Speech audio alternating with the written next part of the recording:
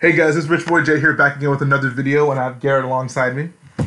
And today is going to be another episode of Lego Star Wars Talk, and we're going to be really honing in on the hype of the Han Solo movie. We're first going to discuss some of the things that came out of New York Toy Fair in regards to the Kessel Run Millennium Falcon and some of the other sets that are going to be coming out along with the Han Solo wave of sets. And then we're going to get into some juicy predictions about what are going to be in the Han Solo movie. And I guess we haven't really decided the wager yet. We're going to have to decide, like, you know, what's going to have to be our bet. Like, you know, maybe if one of us wins, we'll have to buy the other one a battle pack or something like that. Yeah, we'll make it interesting. Who is most correct? Yeah. So without further ado, let's jump right into this week's episode. So if you guys didn't know, this past weekend was New York Toy Fair. Lego was, of course, there in full force, showing off some of the upcoming sets for April 20th. The one that I'm most interested in that they showed off is definitely the Yoda's Hut set. I think it just looks fantastic. It's a great representation of Yoda's Hut, and this, like, Dagobah Luke has been very clamored for, and I'm so glad we're finally getting it in an updated form with a new hairpiece. Also, it's going to have his episode 4 hair in the dark tan. Yeah, the dark tan. That's actually I was very happy to see that in that color.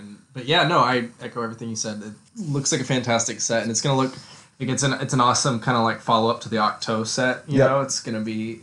They'll look nice right next to each other. Yeah, both of those they both have that similar style. Like, I noticed they both have that kind of the curved elements to them. That I imagine on this one too, they'll just be connected by Technic pins the way the Octo set was. But yeah, great like companion pieces to each other and some amazing figures. So definitely very excited for that one. Yeah, for sure. And then moving up next is the Jedi and Clone Troopers Battle Pack. We already gave our thoughts on this. It's kind of nice to see it finally come into fruition. Glad to have a Ki-Adi-Mundi figure, just more Jedi being added to my collection. I'm really happy about. And of course, man, those Phase 1 clones. Can't wait to get so many of those. I'm going to pile up on those Phase 1 clones. Yep, no, it's so nice to get updated clones and battle packs. It's been a while since the last, like, really good one, I think. I think so, it's like when we had the Kashyyyk and 2/12 together, 2014 or whatever. So, I mean, this one could be a little better maybe if it was, like, only maybe one Jedi or no Jedi at all, and just 4 plain white clone troopers. It would have been better for us army builders, but still a great set and great. The Jedi figures are really nice to get. So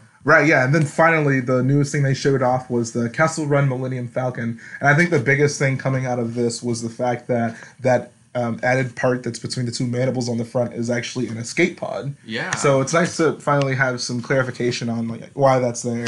Do you think in the movie there will be a real escape pod, or is this a Lego play feature? I think it'll be a real escape pod. It seems like they're a little bit better with stuff like that now. Like, if they do, usually nowadays when they add in a feature, it's definitely based on something they've seen. Now, whether or not that actually makes it into the movie, that's a different story. But I do think they would be, like, pretty consistent with that. And the fact that they even showed it off with the escape pod missing, I felt like with them sitting next to each other, I felt kind of implied like they were trying to make a point, like, oh, that's why this thing is here. Okay. So I don't know. I think it definitely will be. All right, so speaking of predictions. Yeah, speaking of predictions, right now we're going to get into our Han Solo movie predictions. So the way this is going to work out is we both picked 5, right? And we're going to recite them, you know, going back to back. And we're going to keep note on this video because after we both see the movie, we're going to come back, we're going to look at our answers, and whoever has the most amount of predictions correct is going to get some sort of gift from the person who loses. So it may be a battle pack or something like that, but a little friendly wager to test, you know, how good we are at predicting things that happen in Star Wars movies. So without further ado, let's jump right into it. Do you want to go? Want to do the honors? Sure, I'll go first. Okay. All right. My number one, I think people have probably been predicting this, but my number one guess is that the character of Kira, played by Emilia Clarke, is going to betray Han Solo in some kind of way. Maybe not like a super harsh one, like she's gonna like be an assassin or something, but she sells him out, or she's after her. She's you know, trying to save her own skin, or she's out for herself only, and he kind of gets screwed over somehow. So do you think this will be kind of like a heartbreaking betrayal for Han Solo? Like he'll see it kind of coming from nowhere, or do you think it'll be like a Lando betrayal where it's like, yeah, like I get it? I think it's gonna be more closer to like a Lando betrayal. Like it's gonna be basically she's gonna betray him in the way that kind of shapes his outlook on the world. Okay. She's gonna be the one that like where he's kind of like, oh, okay, I see. Like no matter how close you get with someone, like I don't necessarily, they might not go full on romantic relations with each other, but she's it's gonna be kind of a revelation for him. Like, oh, like I should only be out for myself because everyone else is. Right. Yeah. So that's my prediction. Kira betrays Han. Okay, cool. So my number one is actually that I think Kira and Tobias are both dead after this movie. Okay. I think for one, I don't know. It seems like they're going to be very close to each other, and either I feel like a betrayal has to happen, and even so, like I don't think that would be like the resolution to their relationship. Like I don't know. I feel like there would have to be more told. Like I don't think it can just end with like, oh, she just goes off and does something, then Han just like limps off to the sunset after being betrayed by someone he knows. As well as Tobias, like it's supposed to be his mentor, I believe. Like I don't see how he just kind of gets rid of the character like that without some sort of explanation. So I think the best way to write out characters, as seen in Rogue One, is to just kill them all. Yeah, I going think with the Rogue One method. Yeah, I think they're getting the Rogue One treatment, and they are not gonna make it out of this movie. Okay. All right. So what's your number two? My number two guess is that Han's big woolly coat that he gets is gonna be some either like a gift from the Wookiees or something he got from the Wookiees. Oh yeah. Maybe not Wookiee hair. I briefly mentioned this before we started filming this idea when we were watching the trailer. And you said, it'd be weird if they gave him a coat made out of Wookiee fur. And I kind of agree with you. I don't think it'll be Wookiee fur. It'll be like some animal that lives on Kashyyyk or something. Yeah, it looks like some sort of gift that they... It looked very tribal, like the way Yeah. it looked. So that's my guess, like, that he had gotten it from the Wookiees. Right, I can see that. So then my second prediction is that the Empire is not going to be the main antagonist in this film. Okay. I think there'll be like a small part of it, like maybe the beginning kind of starts with him in the academy, but ultimately there's going to be some other main villain, which I guess aside from a prediction, it's more of kind of like a hope and a wish for me, because I would like to see some other antagonist in a Star Wars movie that isn't like the big institution. I'd like to see him kind of deal with some other things. All right, so what's your number three? My number three is that... So we know from the original trilogy that Han won the Falcon from Lando. Yeah. Like in a game or something. He won it fair and square, I think is what he says. Right. Well, my prediction is that he doesn't really win it fair and square. He swindles it in a way. Okay. Not outright cheat. Not in like something that like a villain would do. Mm-hmm. But he basically abuses some kind of loophole or kind of maybe like a hidden card in the sleeve or something like that. Yeah. Kind of along lines of like to make the odds in his favor more. Mm-hmm. And so he swindles the Falcon from Lando, and it'll be kind of they'll probably do some kind of like tongue-in-cheek joke referencing the fact that he says he won it fair and square. Right, yeah. They'll have some line like, "No, I won it fair and square." Right, yeah. Like it'll imply didn't. that we know he didn't actually do it that way. Yeah. Do you? So then, I guess kind of extension from that is, do you think that they'll like allude to whatever like that last thing that Han did to Landu that he's so mad about it when he first sees him? He's like, you got some nerve showing up here after what you pulled. You think maybe they'll kind of get into that? It's all gonna be related. Him like swindling the Falcon from him and stuff. Right. It's gonna be kind of their. Like it'll be like a hidden card, and then like the game will be over, and then like Lando will find it on the floor or something like that. It'd be pretty funny. So then my number three is that I think that the storyline in this movie, it's gonna all go towards the Kessel Run. I think the Kessel Run is probably gonna be the penultimate climax, and it's gonna probably be motivated by some like media of the characters. Like maybe, it's kind of like a Jabba thing, like Han needs some money, so he goes and does the Kessel Run or something like that. But I think it's going to be very crucial that he like has to win that for his own survival. On that, yeah, I didn't go into it on my number one guess, but I think her betrayal is going to tie in with the Kessel Run. Okay. They're doing it for like some kind of monetary gain or something like you were saying. Right. And she's going to like make off with the winnings or something like that. Yeah, that can kind of... Because she has like a death wish on her head or something. Right, Not yeah. a death wish, but like a bounty. A bounty. Or Yeah. what was it General Regan said to Han in episode 5? Death mark. It's death mark. And we totally just remembered it off the top of our heads. Yeah, we're really smart when it comes to Star Wars. We've are really just know every line in Star Wars. Yep. And sometimes we just have to think about it. And just because the camera cuts doesn't necessarily mean anything. Right, yeah. We actually had to like put the camera cut in there because like we recited it both at the same time. It was weird. Exactly. Okay, so moving forward, I guess it's time for your number 4 now. My number 4. I actually erased it. I was going to rewrite it. But basically, my point was I had mentioned the Kessel Run being the climax. That was one of my predictions. Okay. But I was also I basically wanted to go for kind of a two-fer thing. Like the Kessel Run is the final climax, and it's going to be like a fan service riddled sequence. Probably. Like it's going to go. So basically, it kind of encompasses the whole movie with this prediction. Right. This movie's going to go even farther than Rogue One did with throwing in references and fan service that isn't necessarily needed, and to the point where I think it's going to go overboard in some places. Okay. That's my negative. A lot of my other predictions are just kind of like plot. Prediction number 5: this movie will suck. This is my cynical prediction. This is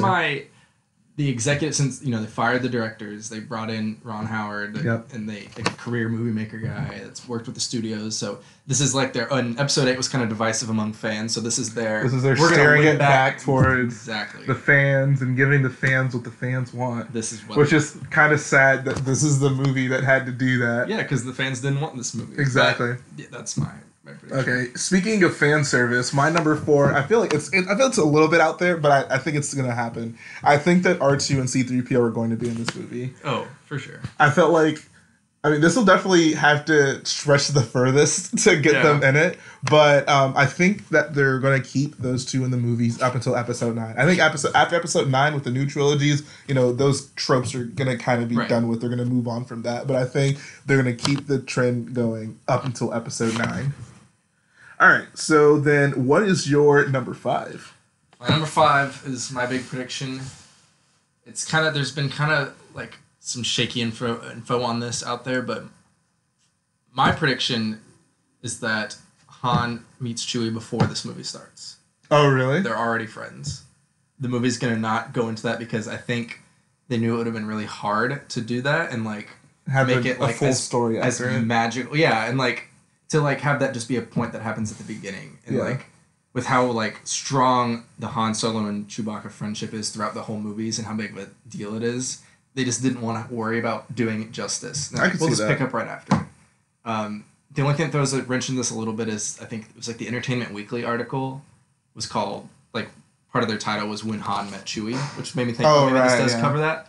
But I haven't, from what I can tell, that's my prediction. I'll just leave it there. That happens off screen, and a lot of people are gonna be very disappointed. Oh, okay. So then my final prediction is I think this movie's going to have a sad ending. I don't think it's going to end with Han kind of, riding off in the sunset with all these positive things happens. I think he basically loses all his friends. So he does something to Lando that kind of severs their relationship. He probably will lose Kira in some way. I don't know if it'll necessarily be betrayal, but I think she'll either die or it'll be betrayal. But she's going to be out of his life as well. He'll pretty much just be stuck with Chewie. He'll probably have some sort of bounty on his head, and he'll basically just end this movie kind of running away and having really lost every friend that he had in this movie, which kind of develops him into the lone wolf character that we know him as. Yeah, I would agree with that. All right, so. Those are our predictions, guys. As we said, we're going to have a little friendly wager. So once the movie comes out, we'll be able to come back to this video and then determine who predicted the most things right. And then the other person is going to have to pay up. Someone will be buying someone a Clone Republic battle pack. Yeah, that sounds good to me. Now, guys, that's going to bring us to the final part of the segment, which is the random set review. So let me pull out my handy dandy random number generator. 2, 3, 4. 1, 2, 3, 4. That's our favorite set. It's our favorite set. Oh, man. All right, guys. Wow. So we got a real winner for you today. We're going to be discussing set number 7146, TIE Fighter. Best TIE Fighter has ever existed. Oh my god. So I guess technically I did have this set. I had the combination. No. I had the I guess the one that they re-released, but I'm pretty sure it was the same build, the one that came out in 2006. Yeah. So did you have the set? I had this one, the original one. I guess I probably had got it the year it came out, so 2001. Yeah. 2002 maybe. Oh my god. So I was pretty little, but I dug this. When I was a child, I loved this set. It was my first Stormtrooper I ever got. So. Oh, okay, nice. So there's definitely a lot of nostalgia for this set for me. But man, this is an ugly set that does not hold up. Dude, I mean, just that big front cockpit piece that they held on to for so long. Yep. Like the fact that we were getting sets with that in it. Like the 2010s. 5 years after this. And the way the wings are connected, even as a kid, I remember the most recent falling off. OT TIE Fighter has that cockpit. The one it came with Vader and the gray one. It had. I'm pretty sure it had that cockpit piece. No, it was like a rounded piece. Like the most recent original trilogy TIE Fighter. Yeah. It was like a rounded piece that opened up. It had like the 2 connections at the bottom of it. Oh, okay. I don't know why I thought. Okay, whatever. But the Vader's tie before that one had that. Oh, that okay. But anyways, yeah, the set it was at Fiesta 2015. Yep, we saw it sitting on the table. There was someone selling some old Star Wars sets. Yep. And they had that, and we both picked it up, and we both were just shocked at how fragile and shaky it was. Dude, it felt like it was like the closest thing to picking up imitation Lego that you can get without it actually being fake Lego. Like, it just felt so rickety and like... Rickety is a great way to describe it. Oh my god, dude. Great set when I was a kid. Like, I hate ripping on it, because I did have this as a kid, and I liked it a lot. But right. I remember even as a kid, the wings constantly just falling off. I think it's just like a 2 Technic pin connection. Probably, yeah. Like yeah, that. I think, yeah, it is. And they would just fall off constantly. The stand it came with was pretty cool, though, parking the TIE Fighter on it. Yeah. Yeah, I was looking at on the set. I guess it did come with a little stand underneath. Yeah, there was a little stand, and it had like a little pipe along it. I thought that pipe was the coolest thing. I would take that off and use it on other builds as a kid, so. Oh my god. Yeah, dude, this thing is ugly. It does not hold up well at all. I feel like and the blue. Yeah, the blue is probably the most bad. egregious part. And I find it funny because, I mean, I guess, like, I don't know, in the movies, it's like a slight bluish tint, but it's certainly not this blue. And they still incorporated some dark, like, gray elements in it. So clearly there was some awareness that, you know, it could possibly be gray, but they didn't want to commit to either one. So they decided to, like, go in with both of them. This is back when Lego, like, they were very just, like, shooting from the hip when it came to colors. Right, yeah. Like you see, like, the original Millennium Falcon, and it's just, like, inside of it there's just, like, red and blues. Yeah. Like, honestly, like, it's like they tried to make a lot of these sets from memory. Like, they had seen the movie, and they were like, oh, I know how to make a TIE Fighter. TIE Fighters are blue, right? Yeah, I'm pretty sure. Just go ahead and make it. Make those lines blue. That looks right. That's what it looks like. It's like someone that sees Star Wars once. Yeah. But yeah, I don't think we should pile on to the set anymore. It has a place in my heart. It's an old set that I had as a kid. So now, would you go out of your way to buy this set sealed today for Absolutely like $70? Absolutely not. I wouldn't pay more than $10 for this. I wouldn't pay for it. There's no amount of money that I would give someone to get the only reason why I would want to buy it is to have to, like, so when the new TIE Fighter comes out in the summer, is to compare them. Okay. To tell people that Lego is better now. Yeah. Oh no, dude. Everything was so much better back then. Like, the figures are so charming. The builds, they were simple, but they just touched my... No, not at all. I always thought the old Stormtroopers, it looked like they had mustaches. They did! The mouth was so tiny, and it looked like it just been faintly painted on. Like they took Biggs' mustache. Yeah, they just slapped it on a Stormtrooper helmet. Alright, so that's gonna finish up this one. We're done piling onto this old awful set. Fortunately, Lego has made plenty of advances in the set design department, so if there's one clear indicator that Lego sets are better now, look at this set versus the upcoming TIE Fighter. There's no comparison. Things have gotten much better. But that's going to finish up this video, guys. I really hope that you enjoyed it. We're going to get to see whose predictions come correct. Yeah. Hopefully it's going to be me, because I would like another battle pack. I mean, honestly, I don't think you'll have enough, so... Ooh! Yeah, I probably won't. I'll need a lot more. But as I always say, guys, if you like what we do, go ahead, support the video by hitting the like button, support the channel by hitting the subscribe button, and we'll be back again very soon with some more content, especially this Sunday. We're going to have another update on the crate mock, so make sure you guys check that out. Garrett, you want to say anything before we leave? No. Don't buy this set. Yeah, don't buy this set, especially not sealed for $70. All right, guys. Thanks for watching. Bye, guys.